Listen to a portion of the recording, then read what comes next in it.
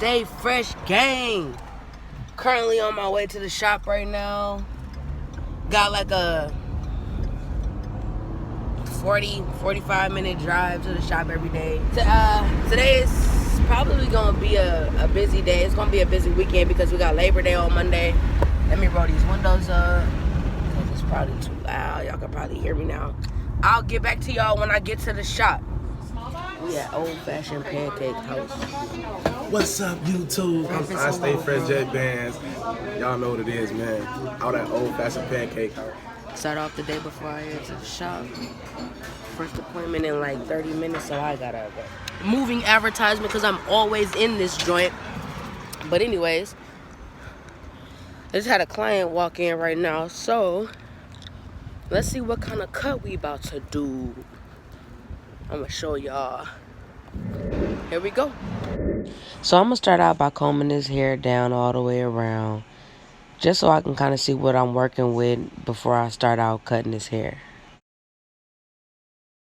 I'm using my Slimline Pros to make a guide all the way around his head. Some people make guides, some people don't. I find it easier just to keep your work kind of together and neat.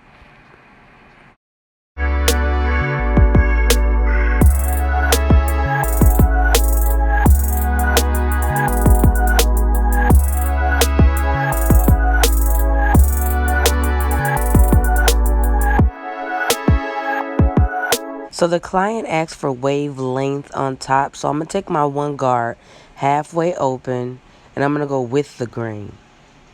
I got to go with the grain because he asked for wavelength. If I go against the grain, it's going to be lower than wavelength, and then that's just something that he didn't ask for. So give your client what they ask for. That's the worst thing you can do, is have somebody get in your chair and you just do whatever you want to do to their head. Listen.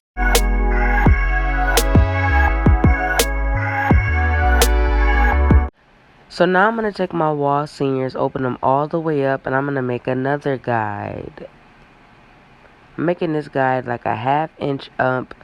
Like I said, just like when I made that first guide, it just makes it easier to keep your work and your fade all neat and together, so when the final product comes together, it looks like a fade.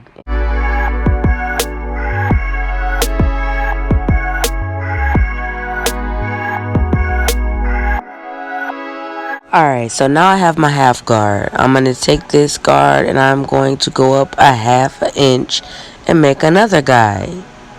So y'all, it's really repetition and just, you're doing the same thing over and over again. You're just starting from bottom to top or top to bottom. Whichever way you prefer to fade. I prefer to fade from bottom to top just because I just like it.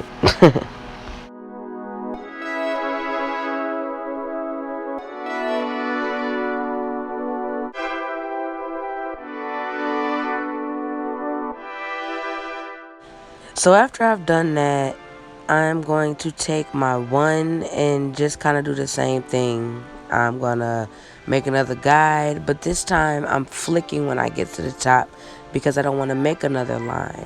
I am now blending the top to the sides to create my fade.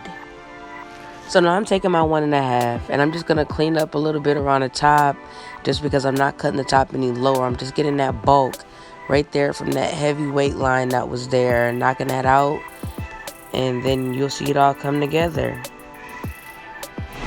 I think he worried y'all. What y'all think? He either checking himself out or he like, man, what is this gonna look like at the end? So I call this a little cleanup. This is just a little stuff you do at the end, right before I get to the best part of the haircut. Y'all already know. Oh yeah, that line we put in at the beginning, we're going to take it out with the same thing we put it in with. Flick it out, flick it out. Look at the flick of the wrist. Look at the flick of the wrist. Look at the flick of that wrist. Look at the flick of that wrist. Look at the flick of that wrist. Look at the flick of that wrist. Look at the flick of that wrist. Look at the flick of that wrist. Look at the flick of that wrist. Look at the flick of that wrist. Alright. This is my favorite part, y'all. So, you know, brush the hair down, get all that hair in the front all the way flat. I need all that. Without brushing that hair, it's how you get pushbacks. So, yeah. So I'm going to start lining him from the middle. Some people start from the corner. I start from the middle, mainly because it, again, gives me a guide and it makes sure that both sides are even.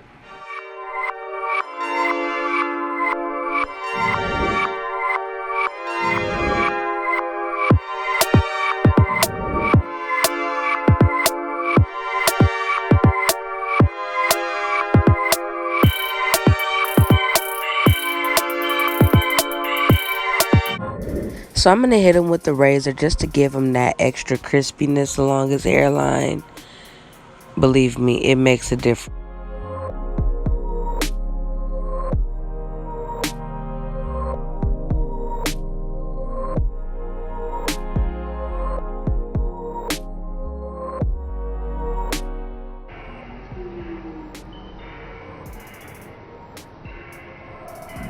Ladies and gentlemen, that's how you do a ball fade. Gang. I don't know, gang.